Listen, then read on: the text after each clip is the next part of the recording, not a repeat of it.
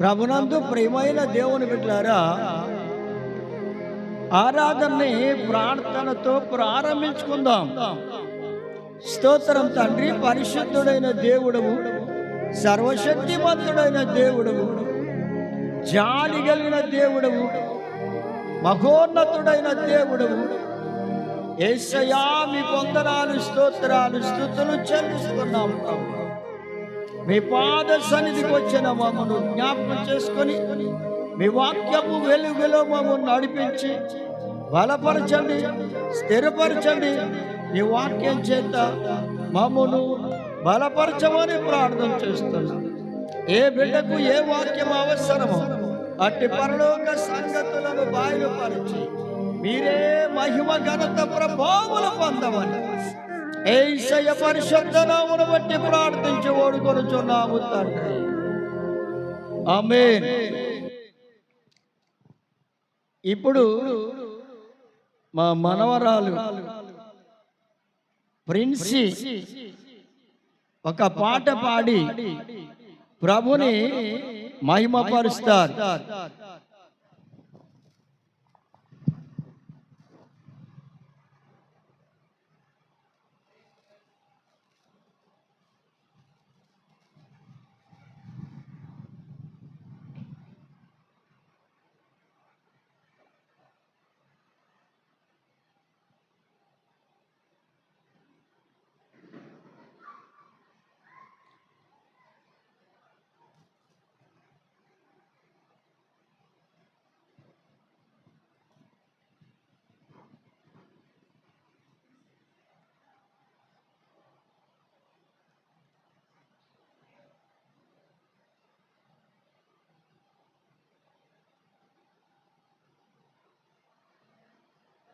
భయము చెందకు భక్తుడా, ఏ మాయలు కచ్చాయాలు చూచినప్పుడు.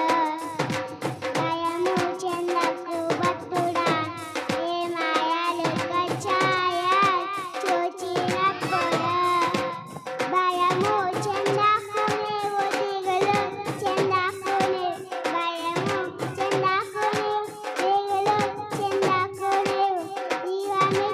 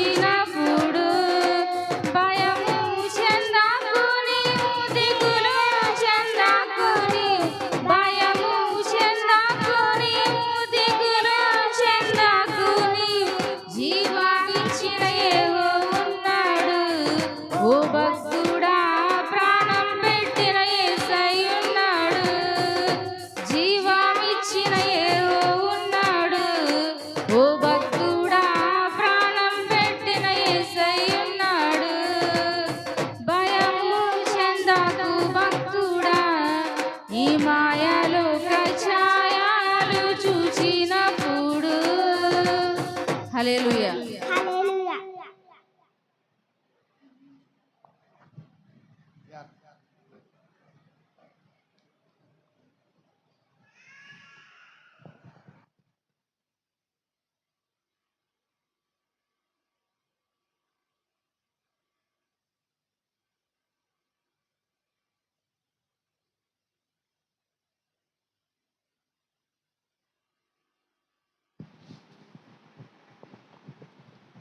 ప్రభునందు ప్రేమైన దేవుని బిడ్డలారా, దేవుని మహాప్రేమను బట్టి మరి చిన్న బిడ్డ అయినా చక్కగా పాట పాడడానికి దేవుడు ఎంతగానో ఆ బిడ్డకి కృప చూపారు. ఇప్పుడు మనం వాక్యాన్ని విందాం. 147వ కీర్తన 147వ కీర్తన 11వ వచనం. తన యందు భయభక్తులు గలవారి యందు, ఆయన కృప కొరకు కనిపెట్టు వారి యందు యెహోవా ఆనందించువాడై ఉన్నాడు. నా ప్రియ దేవుని బిడ్డలారా, ఇక్కడ దేవుని వాక్యాన్ని జాగ్రత్తగా పరిశీలన చేయండి. ఆయన యందు భయభక్తులు గల వారి యందు, దేవుని యందు భయభక్తులు గల వారి యందు యెహోవా అనగా దేవుడు ఆనందించేవాడై ఉన్నాడు.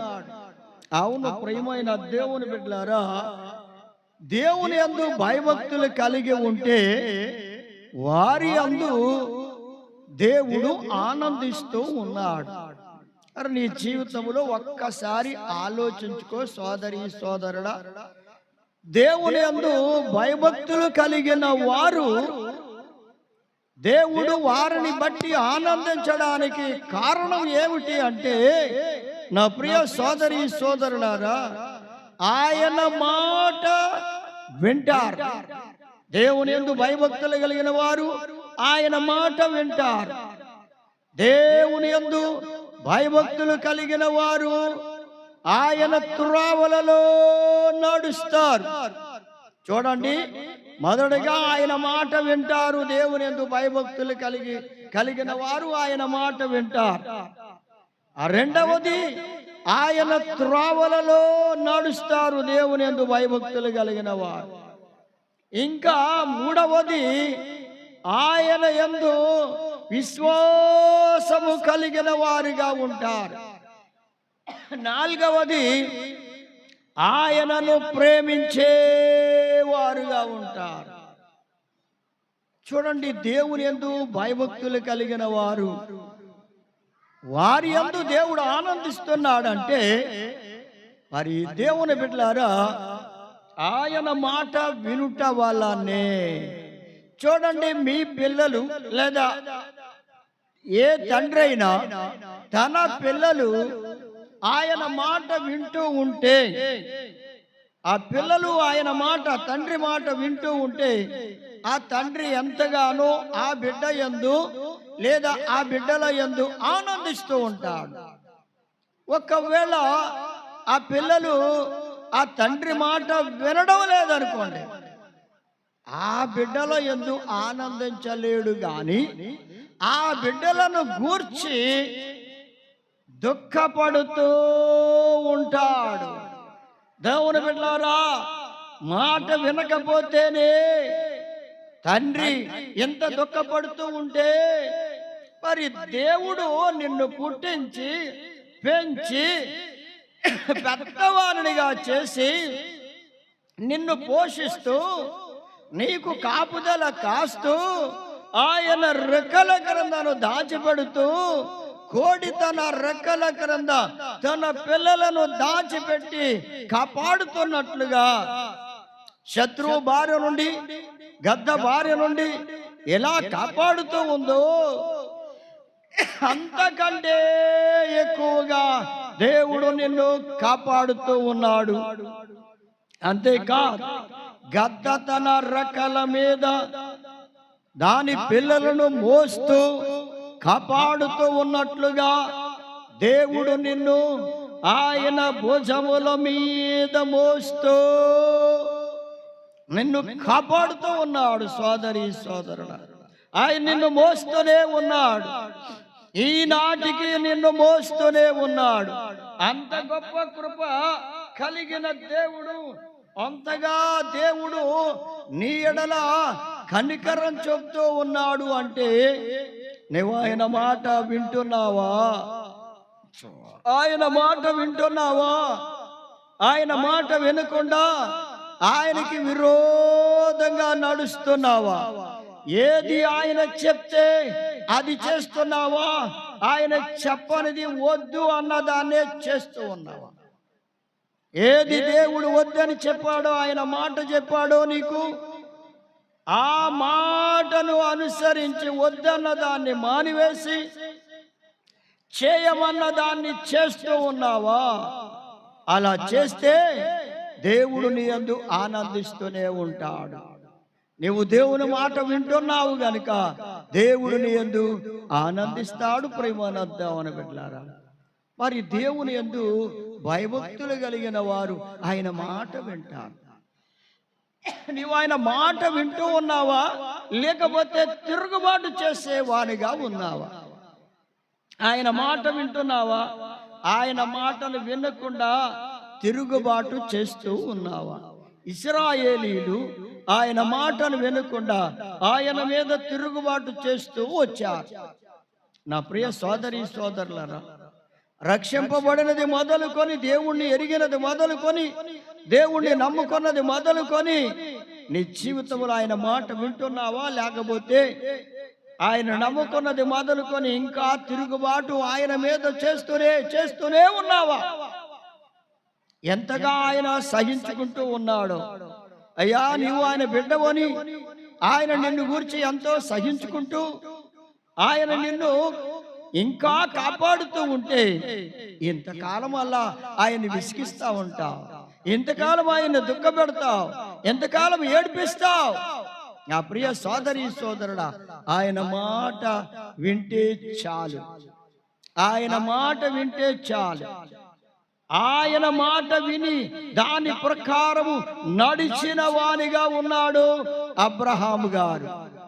అంతేకాదు, ఆయన విశ్వాసం కలిగిన వాడుగా ఉన్నాడు. నా ప్రియ దేవుని బిడ్డలారా, ఆయన దేవుని యందు విశ్వాసం కలిగిన వాడుగా ఉన్నాడు గనుక ఆయన యందు దేవుడు ఆనందిస్తూ వచ్చాడు. ఆయన మాట విన్నాడు, ఆయన యందు భయభక్తులు కలిగి ఆయన మాట విన్నాడు. అంతేకాకుండా ఆయన యందు భయభక్తులు కలిగి విశ్వాసంతో జీవించాడు గనుక అబ్రహాము గారి యందు దేవుడు ఆనందించి ఏమన్నాడో తెలుసా? అబ్రహాము గారిని గూర్చి, ఇతడు నా స్నేహితుడు. అయ్యా సోదరుడా సోదరి, నిన్ను గూర్చి ఎప్పుడైనా ఇతడు లేదా ఈమె నా స్నేహితుడు, నా స్నేహితురాలు అని ప్రభు నిన్ను గూర్చి మాట్లాడా? నిన్ను గూర్చి ఏమనుకుంటున్నాడు ప్రభు? ఎప్పుడైనా అనుకున్నావా, ఆలోచించుకున్నావా, తలంచావా నిన్ను గూర్చి దేవుడు ఏమనుకుంటున్నాడో? అసలు నీవు నిజంగా ఆయన బిడ్డలాగానే ప్రవర్తన చేస్తున్నావా? ఆయన బిడ్డలాగానే నడుస్తున్నావా? ఆయన మాట వింటూనే నడుస్తున్నావా? లేదా ఆయన మాటను ప్రతిసారి ఆ మాటకు ఎదిరిస్తూ తిరుగుబాటు చేసే స్థితిలో ఉన్నావా? ఒకప్పుడు కాకపోయినా ఒకప్పుడైనా నువ్వు ఆయన మాట వినే స్థితిలో ఉన్నావా?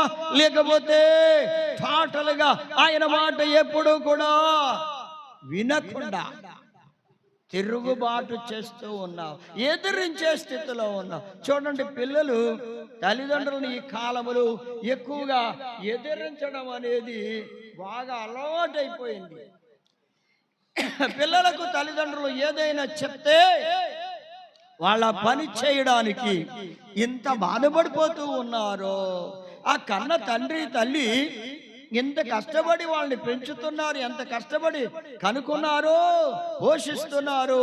అది గమనించకుండా ఆ తల్లి మాట తండ్రి మాట వినకుండా వాళ్ళు ఎదిరించే స్థితికి వస్తున్నారు.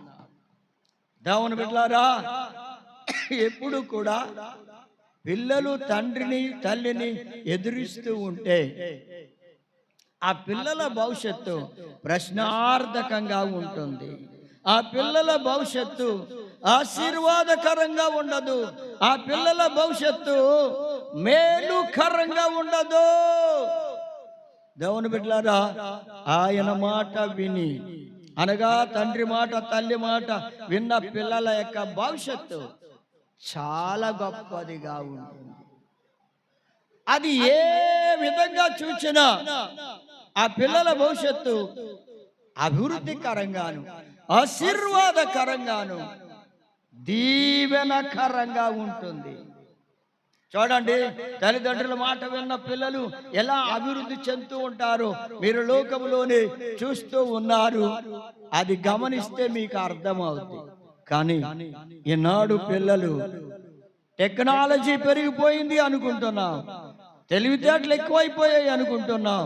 కానీ అవన్నీ కూడా వాళ్ళు లోక సంబంధమైన వాటికి వినియోగిస్తూ ఉన్నారు. కానీ తమ తండ్రిని తల్లిని గౌరవించడానికి, వారి మాట వినడానికి ఉపయోగించడం లేదు. కనుక దేవుని బిడ్డలారా, మీ తండ్రిని తల్లిని సన్మానించమని దేవుడు ఆజ్ఞ చెప్పాడు. మరి ఆయన మాట, తల్లిదండ్రుల మాట వింటే ప్రభు ఇచ్చిన ఆజ్ఞను అనుసరించిన వారవుతారు. కనుక అబ్రహాము గారు చూడండి, దేవుడు అన్నాడు, అబ్రహామా చూడండి ప్రియమైన దేవుని బిడ్డలారా, ఆదికాండము 12వ అధ్యాయం 1వ వచనము నుండి 4వ వచనం వరకు చూస్తే అక్కడ అంటాడు, యెహోవా నీవు లేచి నీ దేశము నుండి, నీ బంధువుల యొద్ద నుండి, నీ తండ్రి ఇంటి నుండి బయలుదేరి నేను నీకు చూపించు దేశమునకు వెళ్ళుము, నిన్ను గొప్ప జనముగా చేసి నిన్ను ఆశీర్వదించి నీ నామమును గొప్ప చేయుదును, నీవు ఆశీర్వాదముగా ఉందువు, సమస్త వంశములు నీయందు ఆశీర్వదించబడును అన్నాడు దేవుడు.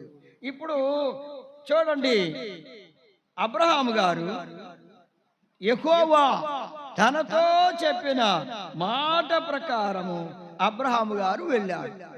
దేవుడు అబ్రహాము గారికి ఏ మాట చెప్పారో ఆ మాట ప్రకారమే బయలుదేరి వెళ్ళాడు. ఇక్కడికి వెళ్ళాలో తెలియకపోయినా ఆయన చూపించే దేశానికి వెళ్ళడానికి దేవుని మాట విని బయలుదేరెను. చూడండి ప్రేమను దేవుని బిడ్డలారా, దేవుని యందు భయభక్తులు కలిగిన వ్యక్తిగా ఉన్న అబ్రహాము గారు ఏం చేస్తున్నాడు తెలుసా? దేవుని మాట విన్నాడు, ఆ మాట ప్రకారం చేయడానికి బయలుదేరాడు.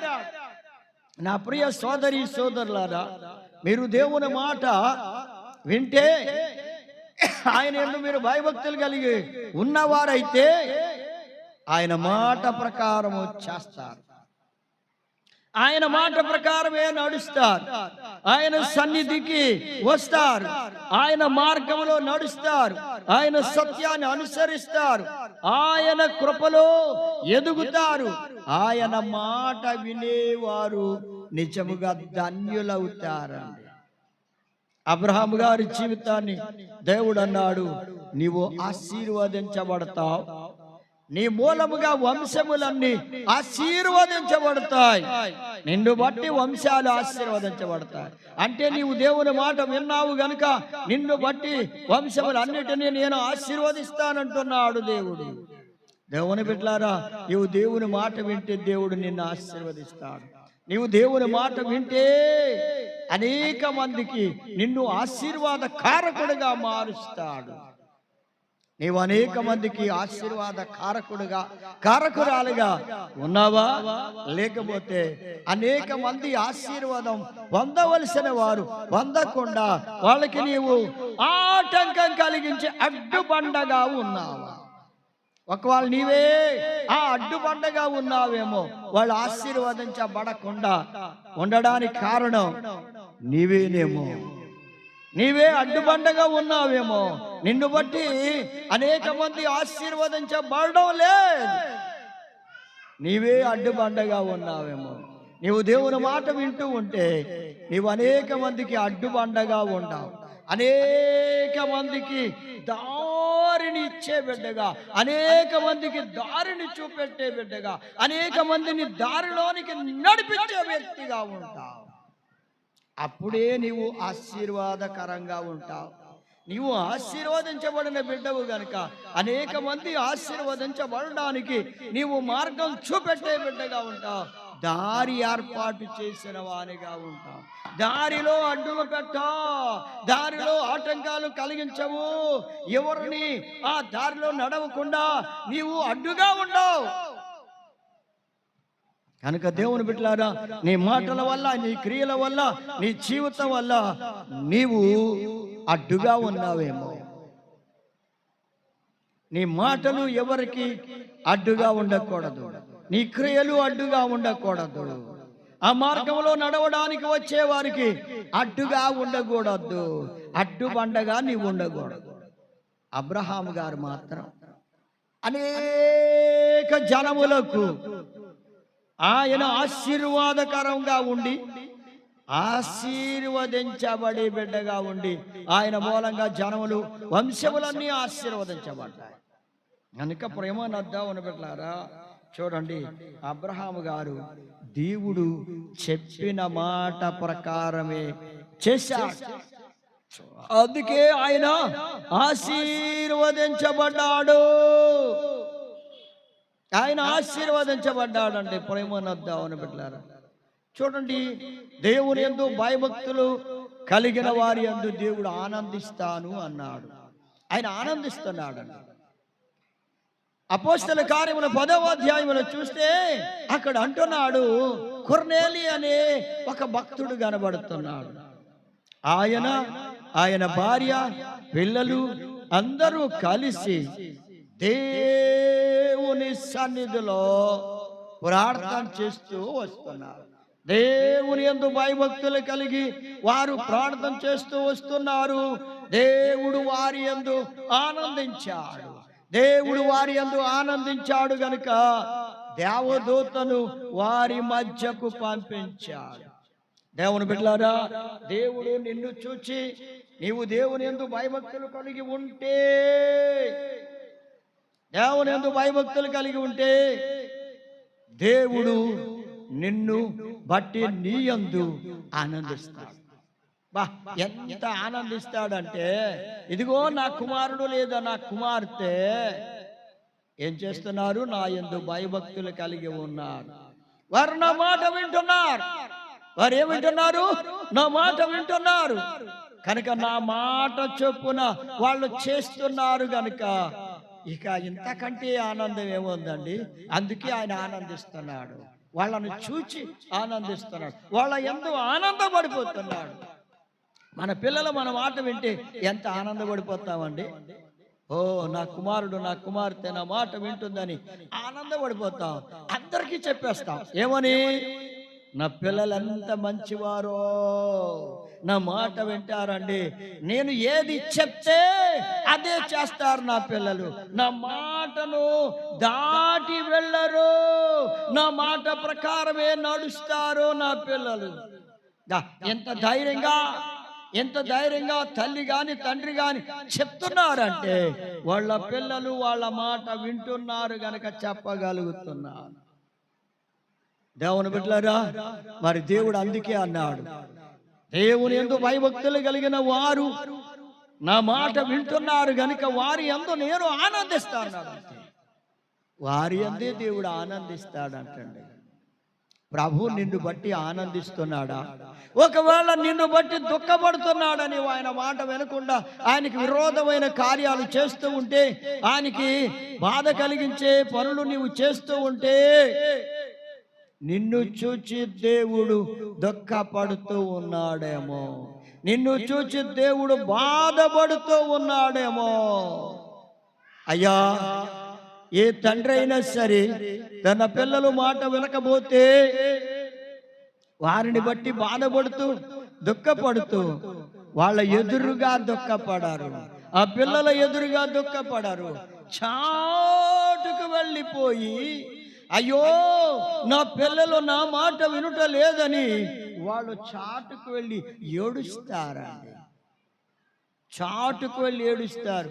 ఎందుకో తెలుసా? అందరి ముందు చెప్పుకుంటే ఎవరికి చెప్పుకున్నా నాకే సిగ్గు, నాకే అవమానం. కనుక నేను నా పిల్లల గురించి ఏం చెప్పుకోగలను? వారి మధ్య నేను హేళన పాలవ్వాలి. కనుక చాటుకు వెళ్ళి వాళ్ళు ఏడుస్తారండి తల్లిదండ్రులు. ప్రభు అంటున్నాడు, నేను చాటుకు వెళ్ళి నా మాట వినని వారి కోసం, వారి గర్వమును బట్టి నేను చాటుకు వెళ్ళి నేను ఏడుస్తున్నాను అంటున్నాడు దేవుడు. దేవుడు ఏడుస్తుంటే నీవు ఆనందపడాలనుకుంటున్నావా? సోదరి సోదరుడా, నీ ఆనందం, శరీర సంబంధమైన ఆనందం, సంతోషాలు ఎంతో సమయము నిలువవు, ఎంతో సమయము నిలవవు. అవి చాలా తక్కువ కాలములో నీవు ఆనందించే లోక ఆనందాలన్నీ కూడా ఆవిరైపోతాయి. దేవుని బిడ్డలారా, దేవుని సన్నిధిలో ఉన్న నీవు ఆ దేవుల్లో నీ బ్రతుకు క్రమపరుచుకుంటూ ఆయన కొరకు ఇష్టమైన బిడ్డగా జీవించడానికి ఆయన మాట వింటే తప్పకుండా ప్రభు నిన్ను చూచి ఆనందపడిపోతాడు. నిన్ను కూర్చి ఎంతో గొప్పగా ఆయన చెప్తాడు. ఎందుకో తెలుసా? ఆయన మాట వింటే చాలు ఆయనకు ఆనందం కలుగుతుంది. అంటే ఆయనకు ఆనందం కలిగిద్దామా లేదా ఆయనకు దుఃఖం కలిగిద్దామా? ఏం చేయాలనుకుంటున్నావో నీవే ఆలోచించుకో సోదరి సోదరుడు. దేవునికి నీవు ఆనందం కలిగించే బిడ్డగా ఉంటే నీ యందు దేవుడు ఆనందిస్తూ సంతోషిస్తాడు. ఈ ఆనందం నీ జీవితంలో ఆశీర్వాదకరంగా మారుస్తాడు. ఆయన ఆనందించాడు అంటే నీకు ఆశీర్వాదమే. నా ప్రియమైన దేవుని బిడ్డలారా, అబ్రహాం గారు ఎంతగానో ఆశీర్వదించబడ్డాడు. ఎంత ఎక్కువగా ఆశీర్వదించబడ్డాడంటే దేశాన్ని పరిపాలన చేసే రాజు వలె ఆయన ఆశీర్వదించబడ్డాడు. దేశాన్ని పరిపాలన చేసే రాజు వలె ఆయన ఆశీర్వదించబడ్డాడు. నా ప్రియమైన దేవుని బిడ్డలారా, దేవుడు నిన్ను ఆశీర్వదిస్తాడు. నువ్వు ఆయన మాట విని ఆయన యందు భయభక్తులు కలిగిన బిడ్డగా ఉంటే ఆయన యందు ఆనందిస్తాడు. ఆనందించడమే కాదు, నీకు ఆశీర్వాదాన్ని కూడా ఇస్తాడు. అబ్రహాం గారిని ఆశీర్వదిస్తా అన్నాడు, ఆశీర్వదించాడు. అంతేకాదు, యోబు అనే భక్తులను చూడండి. ఆయన ఆ దేశములోనే, ఊజు అనే దేశములోనే యోబు దేవుని యందు భయభక్తులు కలిగిన వాడుగా ఉన్నాడు. మీరు మొదటి అధ్యాయం మొదటి వచనం నుండి చూసుకుంటే మీకు అక్కడ స్పష్టంగా కనబడతాడు. యోబు అనే భక్తుడు అంటండి దేవుని యందు భయభక్తులు కలిగిన వాడు. దేవుని యందు భయభక్తులు కలిగి దేవుని మాట వింటూ ఉన్నాడు గనుక, దేవుని మాట ప్రకారం చేస్తూ ఉన్నాడు గనుక దేవుడు అతని యందు ఆనందిస్తూ ఆ దేశములో అతని కంటే గొప్ప ధనవంతుడు లేడు అంతగా ఆశీర్వదించాడు. ఆ దేశములో, ఊజు దేశములో అతని కంటే గొప్ప ధనవంతుడు లేడు. అంతగా దేవుడు యోబు గారిని ఆశీర్వదించాడు. అబ్రహాం గారిని ఆశీర్వదించిన దేవుడు యోబును ఆశీర్వదించిన దేవుడు. నా ప్రియమైన దేవుని బిడ్డలారా, నిన్ను కూడా ఆశీర్వదిస్తాడు. అసలు నీవు అనుమానించవలసిన పని లేదు. నువ్వు నమ్ము, అంతే. నీవు నమ్ము. ఆయన ఎందుకు భయభక్తులు కలిగి ఉండి ఆయన మాట విని ఆయన మాట ప్రకారం చేయి, తప్పకుండా నిన్ను ఆశీర్వదిస్తాడు. ఆయన ఆశీర్వదించాడు అంటే నీవు ఆశీర్వదించబడిపోతావు. అంత గొప్ప ఆశీర్వాదము ఇచ్చే దేవుడు ఆయన మాట విన్న వారిని ఆశీర్వదిస్తున్నాడు. ప్రియమైన దేవుని బిడ్డలారా, ఆయన త్రోవల్లో నడిచేవారు ధన్యులు. ఆయన త్రోవల్లో నడవాలి. ఆయన ఎందుకు భయభక్తులు కలిగి ఆయన త్రోవలు, ఆయన మాట వినాలి, ఆయన త్రోవల్లో నడవాలి. 128వ కీర్తనలో చూసుకోండి. ఆయన ఎందుకు భయభక్తులు కలిగి ఆయన త్రోవల్లో నడుచువారు. అయ్యా, ఆయన త్రోవల్లో నడవండి. నీ త్రోవలో నీవు నడవడం కాదు, ఆయన త్రోవల్లో నడవాలి. ఆయన నీకు ఏర్పరిచే త్రోవల్లో నడువంతే. మోషేకు దేవుడు తన మార్గమును అనగా తన త్రోవలను తెలియజేశాడు. అలాగే నీకు కూడా దేవుడు ఆయన త్రోవలను తెలియజేస్తాడు. ఆ త్రోవల్లో ఎవరు నడుస్తారో, దేవుని యందు భయభక్తులు కలిగి ఆయన త్రోవల్లో నడుస్తారు, వాళ్ళను చూచి వాళ్ళ యందు ఆయన ఆనందించేస్తారు. యోబు యందు ఆనందించిన దేవుడు, అబ్రహాం గారి యందు ఆనందించిన దేవుడు. నా ప్రియమైన దేవుని బిడ్డలారా, నీ యందు కూడా దేవుడు ఆనందిస్తాడు. అలాంటి స్థితి, ఆత్మీయ స్థితి, అలాంటి పరిస్థితి నీ లోపల ఉందా లేదా అన్నది నీవు గమనించుకోవాలి. గమనించుకుంటే నీవు ఆశీర్వాదానికి దగ్గర అయిపోతున్నావు. నువ్వు గమనించుకుంటే ఆశీర్వాదానికి దగ్గర అవుతావు. గమనించుకొనకపోతే, నీవు ఆయన మాట వినకపోతే, ఆయన త్రోవల్లో నడవకపోతే ఆశీర్వాదానికి దూరం అవుతుంది. ఆశీర్వాదం నీకు దూరం అవుతుంది, నీవు ఆశీర్వాదానికి దూరం అయిపోతావు. నా ప్రియమైన దేవుని బిడ్డలారా, ప్రతి మనిషికి ఆశీర్వాదం పొందాలని కోరిక ఉంటుంది. అది మంచి కోరిక. ఎవరికైనా ఈ ఆలోచన ఉండాలి, ఈ కోరిక తప్పకుండా నీలో ఉండాలి. ఆశీర్వాదం వద్దనేవారు ఎవరు ఉంటారండి? ఆశీర్వాదం కావాలని కోరేవారు అందరూ కూడా. అది వాస్తవంగా కోరుకోవాలి. మన పిల్లలు ఆశీర్వదించబడాలని మనం కోరుకుంటా లేదా? మన పిల్లలు అభివృద్ధి చెందాలని మనం కోరుకోవడం లేదా? మన పిల్లలు ఇంకా అభివృద్ధి చెందాలని కోరుకుంటున్నామే. మరి దేవుడు కూడా ఆయన యందు భయభక్తులు కలిగి ఆయన మాట వినేయ వారి యందు, ఆయన యందు భయభక్తులు కలిగి ఆయన త్రోవల్లో నడిచేవారి యందు ఆయన ఆనందిస్తూనే ఉంటాడండి. ఆయన ఆనందిస్తాడండి. ఎందుకో తెలుసా? ఆనందించి ఆయన ఆశీర్వాదాన్ని సమృద్ధిగా వారికి అనుగ్రహిస్తాడు. సమృద్ధిగా ఆశీర్వదిస్తాడంటండి. ఇస్సాకును చూడండి, దేవుని బిడ్డలారా, ఆశీర్వదించాడు తన కుమారుణ్ణి. ఏమన్నాడంటే పెద్ద కుమారుడితో, ప్రేమన్న దేవుని బిడ్డలారా, యాషావు, నీవు నా కొరకు ఆహారం తీసుకొస్తే భోజనం చేసి నిన్ను ఆశీర్వదిస్తాను నా పెద్ద కుమారుడా అన్నాడు. ఓకే, అలాగే అన్నాడు. కానీ ఆలస్యం చేశాడు. ఆ మధ్యలో, ఆ కాలంలో అనగా ఆ గ్యాప్లో అతని తమ్ముడైన యాకోబు తన తల్లి చెప్పిన మాట ప్రకారం వచ్చి ఆహారం ఇచ్చి తన తండ్రి చేత ఆశీర్వాదములు పొందెను. ఏం పొందాలండి? ఆశీర్వాదాలు. అయితే ఆ ఆశీర్వాదాలు పొంది వెళ్ళిపోయిన తరువాత ఆయన భోజనాన్ని సిద్ధపరుచుకొని వచ్చాడు యోషావు.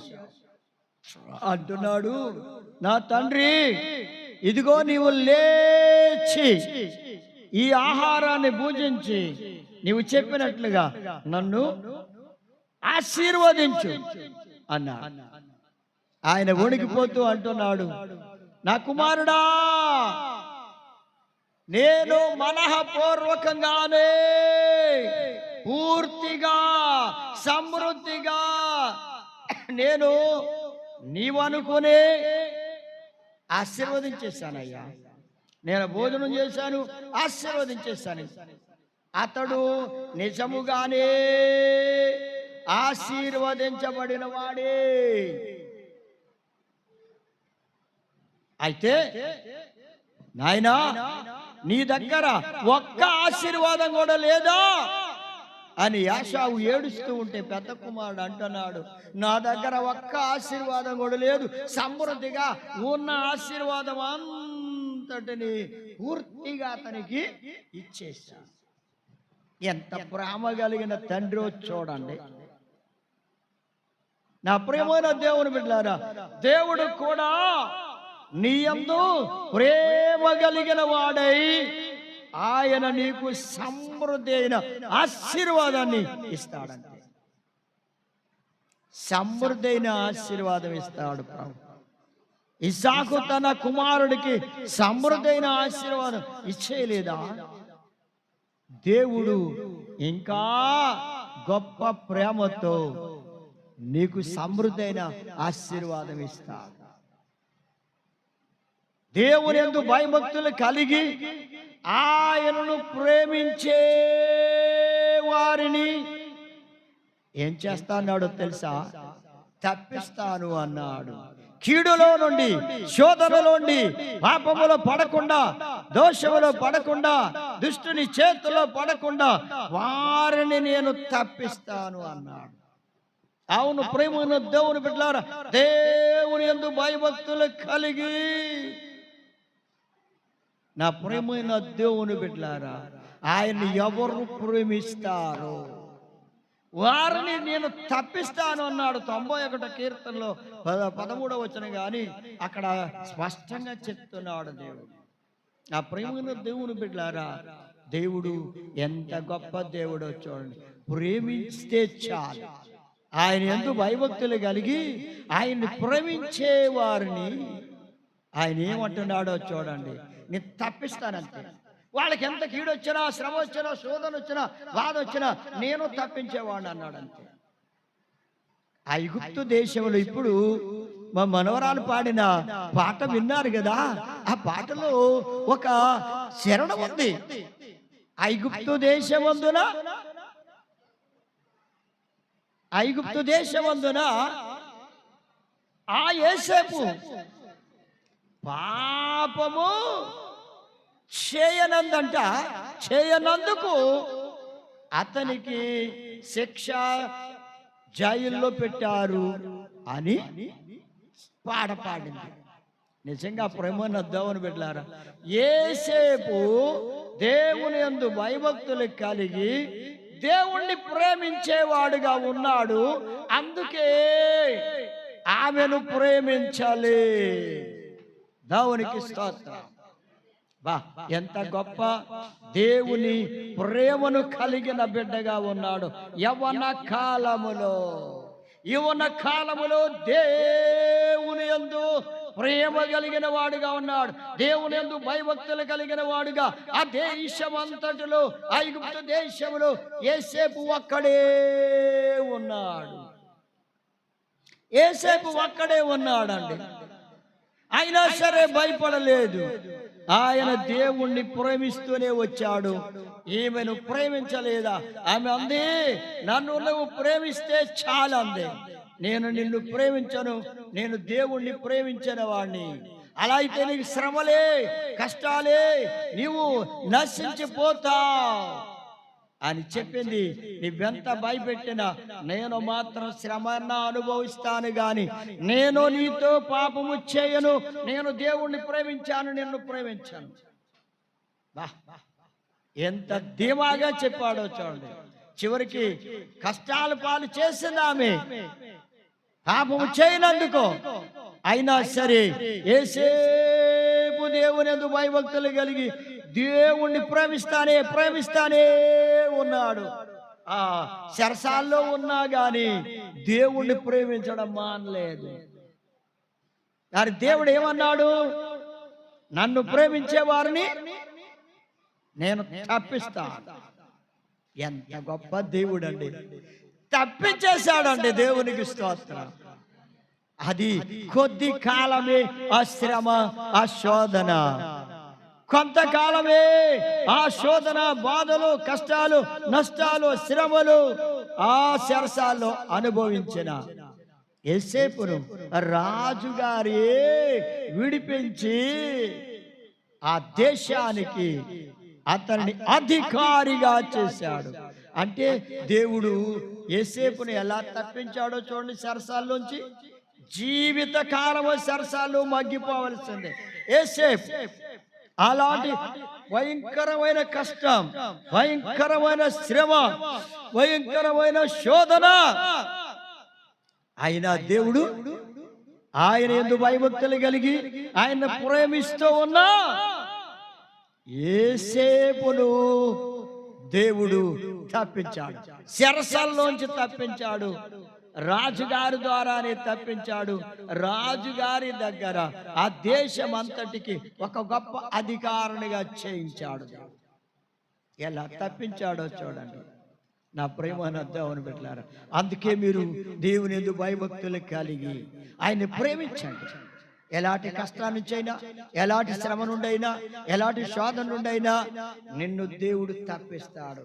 నాకు తప్పించుకునే మార్గం ఏమీ లేదేమో, నేను ఏమైపోతానో, నా జీవితం ఏమైపోద్దో, నా మనసు కుదురు ఉండడం లేదు, నా జీవితం శాంతం ఉండడం లేదు, నా అంతరంగానికి నెమ్మది లేదు, ఇక ఎందుకు నా జీవితం, చచ్చిపోతే బాగుండలే అనుకుంటున్నావేమో సోదరి సోదరుడా. నీవు చచ్చిపోవలసినంతటి అవసరం లేదు. నీవు దేవుని యందు భయభక్తులు కలిగి ఆయన్ని ప్రేమిస్తూ ఉండు. ఆయన్ని ప్రేమిస్తూ ఉంటే దేవుడు నిన్ను తప్పిస్తాడు, నిన్ను విడిపిస్తాడు, తప్పించేస్తాడు. శోధన నుండి, కీడు నుండి, ప్రమాదము నుండి, సాతాను చేత నుండి దేవుడు నిన్ను తప్పిస్తాడు. యోసేపును తప్పించిన దేవుడు ఎవరు తప్పించలేరు. అలాంటి శోధన మరి దేవుడు తప్పించలేదా యోసేపుని? నిన్ను కూడా తప్పిస్తాడు.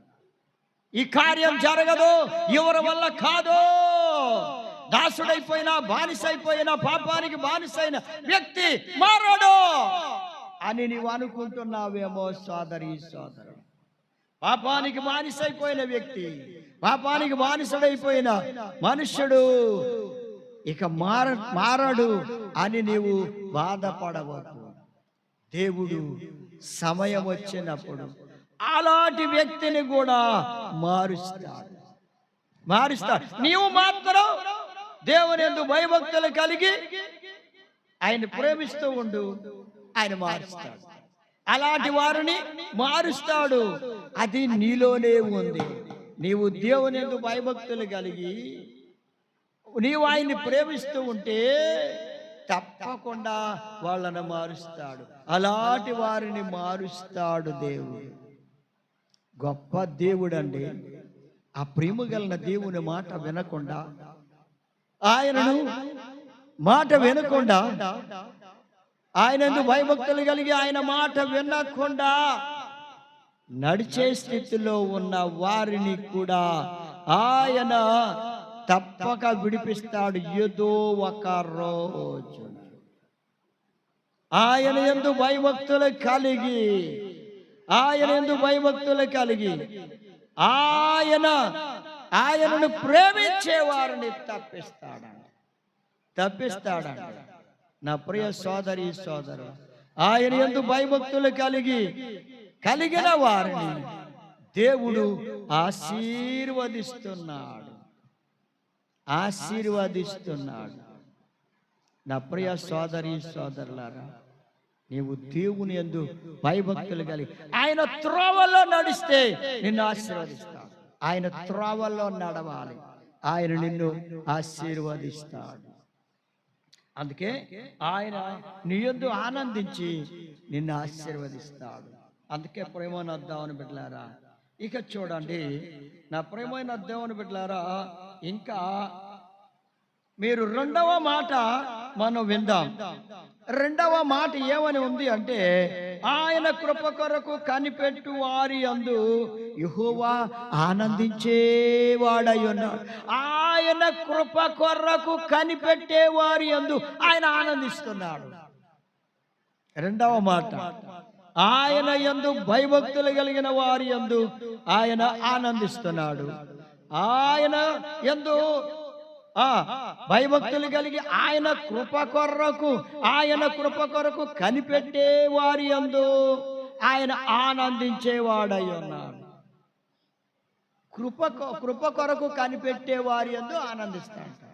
మరి కృప అంటే నా ప్రియమైన దేవుని బిడ్డలారా, అర్హత, నీలో ఏ అర్హత లేకపోయినను దేవుడు నిన్ను ప్రేమించాడు అనుకోండి. దేవుడు నిన్ను ప్రేమిస్తే, నీలో యోగ్యత లేకపోయినా నిన్ను దేవుడు ప్రేమిస్తున్నాడు అంటే అదేనండి కృప అంటే. ఏ యోగ్యత లేకపోయినా, ఏ అర్హత లేకపోయినా దేవుడు నిన్ను ప్రేమించాడు అంటే అది ఆయన కృప నీ కోసం. అంటే ఆయన కృప కొరకు కనిపెట్టేవారి, నీవు ఆ కృప కొరకు, దేవుడు నీ ఎడల చూపే ఆ కృప కొరకు నీవు కనిపెడితే, ఆయన కృప కొరకు నీవు కనిపెడితే, నా ప్రియమైన దేవుని బిడ్డలారా, తప్పకుండా దేవుడు నీ యందు ఆనందిస్తాడు, నీ యందు ఆనందిస్తాడు. చూడండి నా ప్రియమైన దేవుని బిడ్డలారా, మరి దేవుని వాక్యంలో ఉన్న సంగతిని లూకా సువార్త 18వ అధ్యాయం 38వ వచనంలో చూస్తే, ఎరుకో పట్టణమునకు యేసు ప్రభువారు వెళుతూ ఉన్నప్పుడు ఆ రోడ్డు ప్రక్కని ఒక గుడ్డివాడు ఉన్నాడు. వాడు ఏం చేస్తున్నాడంటే, ఈ రోజు చాలా సందడిగా ఉంది, చాలా మంది మనుషులు నడిచి వెళ్ళిపోతున్నట్లుగా చప్పుడు వినబడుతుంది నాకు, కానీ ఇదేమిటి అని ఆ వెళుతూ ఉన్న వారిని అడిగాడు. అడిగితే వాళ్ళు అంటున్నారు, యేసు ప్రభువారు ఈ పట్టణానికి వస్తూ ఉన్నారు, ఎర్రకో పట్టణానికి వస్తున్నారని చెప్పగానే వాడు ఏం చేశాడో తెలుసా? నాకు కన్నులు లేవు, చెవులు ఉన్నాయి కానీ కన్నులు లేవు, అందుకని ఆయన కృప కొరకు, అర్హత లేనివాడిని, ఏ యోగ్యత లేనివాడిని, ఏ మంచి లేనివాడిని, ఎందుకు పనికి రానివాడిని, కన్నులు లేనివాడిని, అయ్యా నన్ను అందరూ ద్వేషించే పరిస్థితిలో ఉన్నాను, నేను ఎక్కడ పడిపోతానో, ఏం తగులుతుందో, ఏం జరుగుద్దో నా జీవితానికే నాకు తెలియదు, కన్నులు లేవు. ఇలాంటి భయంకరమైన పరిస్థితిలో, కష్టాల్లో ఉన్న నన్ను ఆ దేవుడు కృప కొరకు నేను కనిపెట్టుకుంటే, ఆయన కొరకు ఆయన నా దగ్గర నిలవడా, ఆయన నా దగ్గర నిలవడా. ఆయన నా దగ్గర నిలవాలి అంటే నేనేం చేయాలనుకున్నాడంట? కేకలు పెట్టాలి. ఆ కేకలు ఏమిటంట? దావీదు కుమారుడా నన్ను కరుణించుము, అయ్యా నీ కృప కోసం కనిపెట్టుకున్నానయ్యా, నన్ను కరుణించు, నన్ను కరుణించు, దావీదు కుమారుడా కరుణించు, దావీదు కుమారుడా కరుణించు. ఇక ఈ కేకలంట ఇదే మాట, రిపీట్ అండ్ రిపీట్. ఇక ఏం చేస్తారంటే, దావీదు కుమారుడా నన్ను కరుణించు, దావీదు కుమారుడా నన్ను కరుణించు అని అసలే నోటికి ఎడతెరిపి లేకుండా, ఆపు లేకుండా కంటిన్యూయస్ గా ఆయన కేకలు పెడుతూనే ఉన్నాడు, దావీదు కుమారుడా నన్ను కరుణించమని. ఈయన దేవుని కృప కొరకు కనిపెట్టుకొని ఉన్నాడు గనుక, ఎందుకంటే కనిపెట్టుకొని ఆయన నన్ను దాటి వెళ్ళిపోకుండా, అది అతని యొక్క ఉద్దేశం. ఆయన కృప కోసం కనిపెట్టుకున్నాడు. ఆయన నన్ను దాటి వెళ్ళిపోతే నాకేమీ మేలు కలగదు. ఆయన నా దగ్గర నిలవాలి అంటే, నాకు మేలు కలగాలి అంటే ఆయన నన్ను దాటిపోకముందే. ఎవరు దాటిపోకముందు? ప్రభు ఆ మార్గంలో వెళ్ళిపోతున్నా ఆయన నన్ను దాటి వెళ్ళక ముందే నా దగ్గర ఆయన నిలవాలి. ఆయన నిలిస్తే నాకు మేలు కలుగుద్ది అని ఆయన ఏం చేస్తున్నాడు తెలుసా? దేవుని కృప కొరకు కనిపెట్టుకున్న ఆ వ్యక్తి దావీదు కుమారుడా కరుణించమని కేకలు పెడుతుంటే, నిజంగా ప్రేమన్న దేవుని బిడ్డలారా, దేవుడు యేసయ్య అతన్ని దాటి వెళ్ళక ముందే కేకలు పెడుతున్నాడు. వెళ్ళిపోయిన తర్వాత కేకలు పెడితే ఏమి లాభం? కష్టం వచ్చింది, కేకలు పెట్టలేదు. కష్టం అయిపోయింది, ఇప్పుడు కేకలు పెడితే ఏమి లాభం? కష్టము రాకముందు కేకలు పెట్టాలి, కానీ కష్టం వచ్చిన తర్వాత కేకలు పెట్టినా ఉపయోగం ఉండదు. శ్రమ రాకముందు కేకలు పెట్టండి, బాధ రాకముందు కేకలు పెట్టండి. బాధ వచ్చిన తర్వాత కేకలు పెడితే ఏమి లాభం? అందుకే మీరు శోధనలో పడకుండానట్లు మెలకువగా ఉండి ప్రార్థన చేయండి. ఇప్పుడు కేకలు పెడుతున్నాడంటే ప్రార్థన చేస్తున్నాడు. ఎలా చేస్తున్నాడంటే, దావీదు కుమారుడా నన్ను కరుణించని కేకలు. ప్రార్థన. కన్నులు లేని వ్యక్తి కూడా, అంధకారములో ఉన్న వ్యక్తి కూడా కేకలు పెడుతున్నాడు, ప్రభు నన్ను దాటిపోకముందని. అవును సోదరి సోదరుడా, నీ జీవితంలో శ్రమలు, శోధనలు, బాధలు, కష్టాలు వచ్చినప్పుడు నిన్ను ప్రభు దాటిపోకముందే,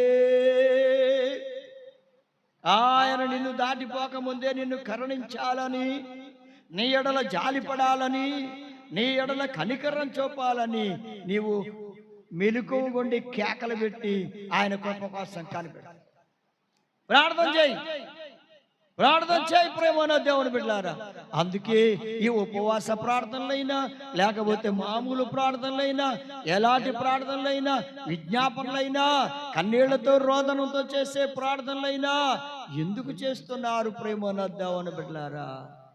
దేవుడు కరుణించాలని, నిన్ను ఆయన దాటి వెళ్ళక ముందే ఆయనను నీవు వేడుకుంటే మేలనే నీవు ప్రార్థన చేయాలి. ఆ గుడ్డివానికే తెలిసిందండి, అంధకారంలో ఉన్న వ్యక్తికే తెలిస్తే నీవు ఇంకా ఏ పాపమని అంధకారంలో ఉన్నావు, ఏ చీకట్లో ఉన్నావు, ఏ మోసంలో ఉన్నావు, ఏ అన్యాయంలో ఉన్నావు, ఏ అపవిత్రతలో ఉన్నావు, ఆ స్థితిలో ఉండగానే ఆ గుడ్డివాడు కేకలు పెట్టినట్లుగా నీవు కూడా కేకలు పెడితే ప్రభు నీ దగ్గరకు వచ్చి నిలుస్తాడు, నిన్ను దాటిపోకుండా. చూడండి, అబ్రహాము గారు ఎండవేళ వస్తున్నా ఆ వ్యక్తులు కొత్త వారు ఎవరో వస్తున్నారని, ఎరుగని వారు వస్తున్నారని వారి కొరకు పరిగెత్తుకొని వెళుతూ ఉంటే, నా ప్రేమ నద్దామని బిడ్డలారా, దగ్గరకు వెళ్ళిన తర్వాత అంటున్నాడు, అయ్యలారా మీరు నన్ను దాటి వెళ్ళొద్దు,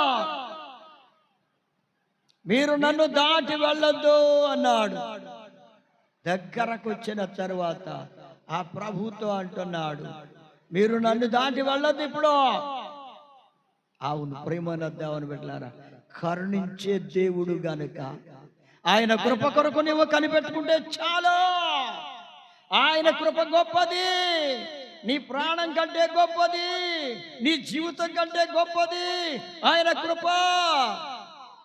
అందుకే గుడ్డివాడు గుడ్డితనములో ఉండి కేకలు పెడుతున్నాడు.